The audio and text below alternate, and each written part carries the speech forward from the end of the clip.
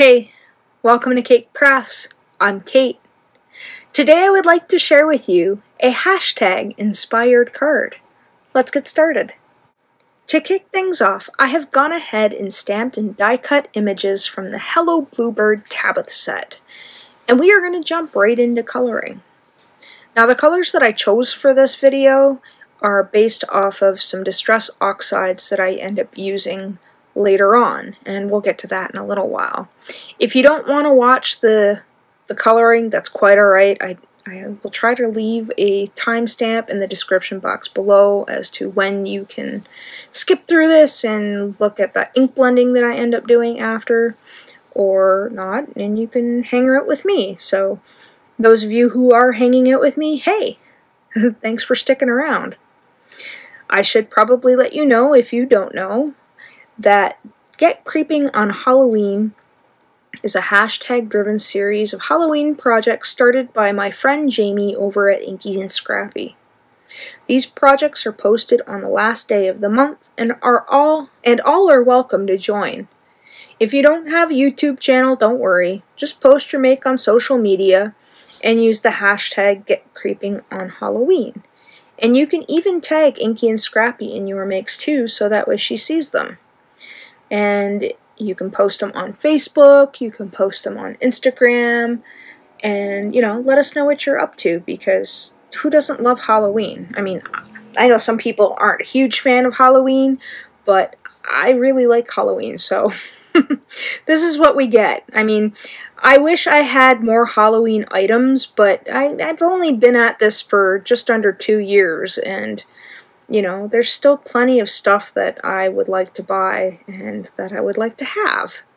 So, yeah, it's kind of hard when all the stuff comes out and you gotta be picky and choosy. I know I do have quite a bit of Lawn Fawn because, come on, Lawn Fawn. I love Lawn Fawn. It's the cutest. I do love Hello Bluebird and their images, but I only have so much room. I mean, maybe if I was better at organizing my tiny space for more stuff, then maybe I could, but given the fact that it is a tiny space and I really shouldn't take on extras, I have a limited selection of Hello Bluebird. I think I've only got like maybe three sets of theirs, and they're not all stamps. Yeah, I forget what all I have, but I do like Hello Bluebird. I think they're really cute. I had never experienced them before, and my friend Jordy over at Jordy's Cards was, you have to. It's an absolute must. You need to check out Hello Bluebird because, and she was not wrong at all. I mean, Hello Bluebird is just absolutely adorable. I love their images. I find them very easy to color. I know I struggle with the smaller images and Copic coloring and whatnot, but I think overall their images are well balanced as far as sizes. Now, it would be fun to learn how to use colored pencil on them, but that's something that I still struggle with, is the colored pencil. So once we're done the coloring, now we will get into the ink blending. Now, I used a little bit of a different combination here. I wasn't sure how it was going to work out, so we've got this mustard seed that I'm working with in the middle, and then we're going to go in with some Villainous Potion on the edges. I'm not being too particular with my blend here because we're going to go in with this Mowed Lawn. Now, the Mowed Lawn with the mustard seed, it easily blends, and with the purple, the Villainous Potion, I was a little concerned about muddying it up too much. So I didn't want to go too blendy. I just wanted to have just these blobs of colors, I guess you could say. So I'm just blending this one in with the purple and then just kind of flicking it in, not trying to pick up too much of the green and not blend it out too much. So it's like I'm picking it up with my brush and then just kind of swooshing it and dabbing it in to where I get a decent enough blend. And because I like splatter, I have taken some acrylic paint. I think this was like, not a folk art, but I can't remember which one it was, but whatever black acrylic paint you have, like craft paint, you just water it down a little bit, or a little bit more. And I'm just going to go all nuts. I'm going to throw caution to the wind, and this is just going to go all over the place here. and that's going to give the background a little more texture. And because why not, I am going to do a little bit more of the little flicks. And if you know or if you don't know, I have lost my splatter box to my cat.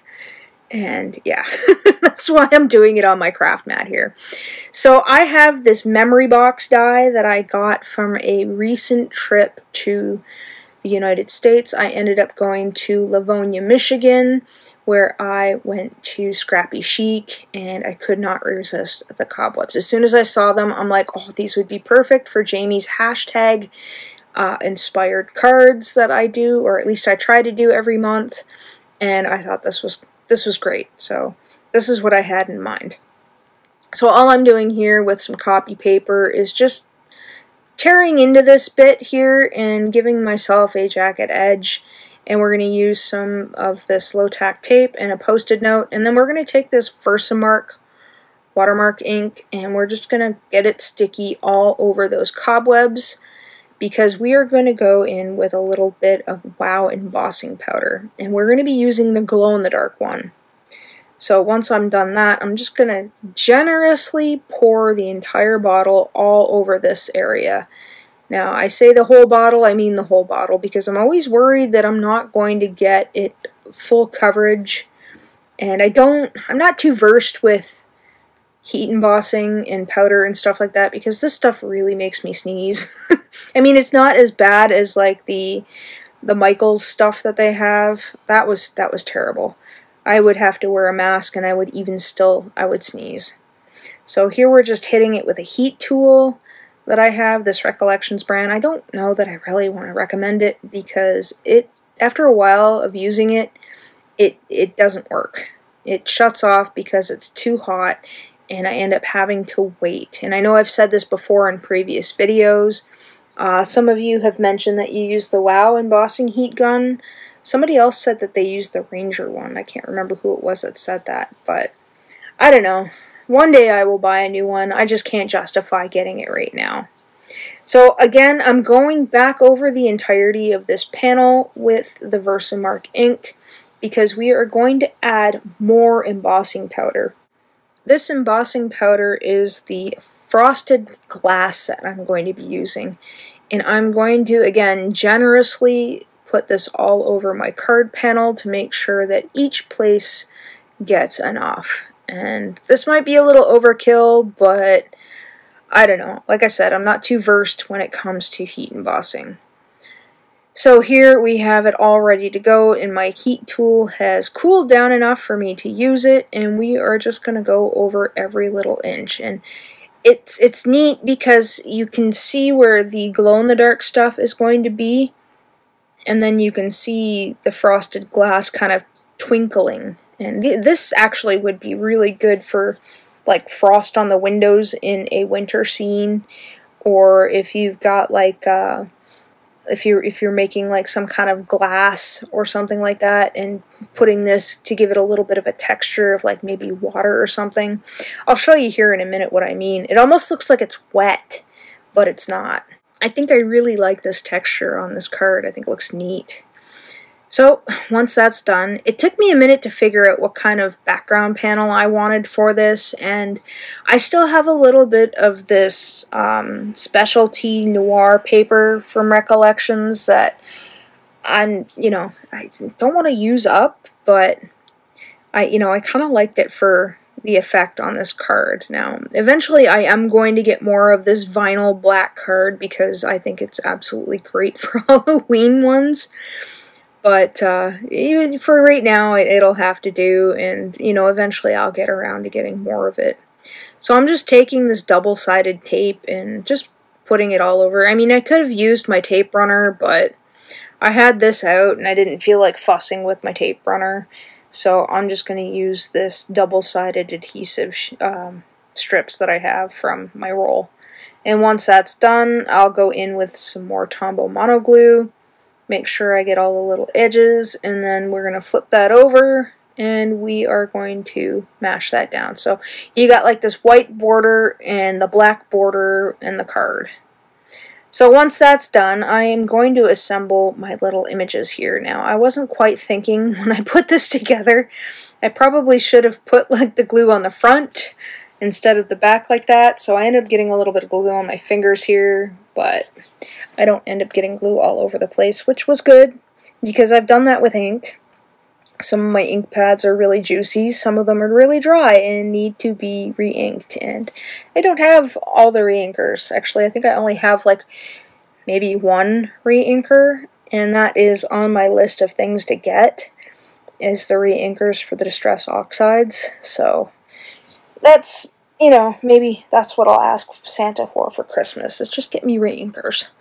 That'll do. And I mean, Christmas is still another ways away. At the time of this recording, it's only mid-July. And, yeah, Christmas is still a bit away. Although there is a lot of Christmas in July going around. And, you know, a lot of people are trying to get into the Christmas spirit early, which I have also, too. If you've watched any of my videos this week, I had the Build Your Stash Holiday Card Challenge Linky Party that I just did. If you haven't seen that, you could always go back and watch some of my previous videos. I also did a birthday card series. Oh, you can hear Nova in the background. She's looking for me. I apologize. Hi, Nova! So, once I've got all this fandangled, we are going to assemble my card. So we've pulled off all of the release tape, and we're going to add just a little dollop of glue on the back here. This is just Tombo Mono glue that I'm using in my little tiny squidgy bottle. We'll take my reverse tweezers, and we'll plop her down right there. And then next we are going to take some Lawn Fawn glue, because it's going to be a little more textured, and I don't know that the Tombo Mono glue is the right glue to be putting on a textured surface like that. So I just took a little bit of my Lawn Fawn white glue, and we are going to plop that down there. And then I'm going to add in a little bit more of the foam tape to the back side of our little bat here, because, I don't know, I thought he was kind of cute and would fit perfectly up in that corner, and that's what we got going on. So just to speed things up, we are going to skip ahead here, and we are going to glue him down right there in the corner. And next, I needed a sentiment, and I figured since I was in the embossing powder mood, I would take some black cardstock, some anti-static powder tool, and one of the little phrases from the Tabitha set here. So we are going to load this up with some Versamark ink, and then we're going to stamp this twice. And once that's done, we are going to add our white embossing powder. Now, I think this one is the ultra fine white embossing powder. Somebody recommended this for doing the fine small bits, and they weren't wrong. This actually gave me a better, I guess, embossing experience with the ultra fine. So I was quite pleased with that. So next, I'm just going to take that microfiber sponge and buff it out, and then that way we can get rid of that powder. So once I've trimmed that down and give it a little flag at the end, we are going to go over with some of the Silver Wink of Stella. I thought about just going around the edges of this, and I wasn't too pleased with it, and then I ended up just going over everything, and then I was able to wipe off the Wink of Stella from the white, and it wasn't too serious. I think I like how this one turned out. You really got to get up close and personal to be able to read it. You can't read it from afar, like if I were to use like big letters or something like that. So I'm going to take a little bit of a napkin here and just dab it off. And once that's done, I'll put that off to the side, and we are good. So now I could add some foam tape to the back of this, and we can glue it on. And all I've done here is just cut a strip off using some of the release tape from another thing of tape that I had to get that flagged edge, and that way I got enough room. And there we go. We have our sentiment on there. Now, I have a bunch of high supply gems and half pearls and sequin mixes and whatnots. So I figured I would add in these little half pearls in black, because they kind of went with the splatter on the background. And once I'm finished gluing everybody on, my card is complete. Here we have with the lights on, and when you shut the lights off, you get to see the little cobwebs. And as always, thanks for hanging out with me today. Take care.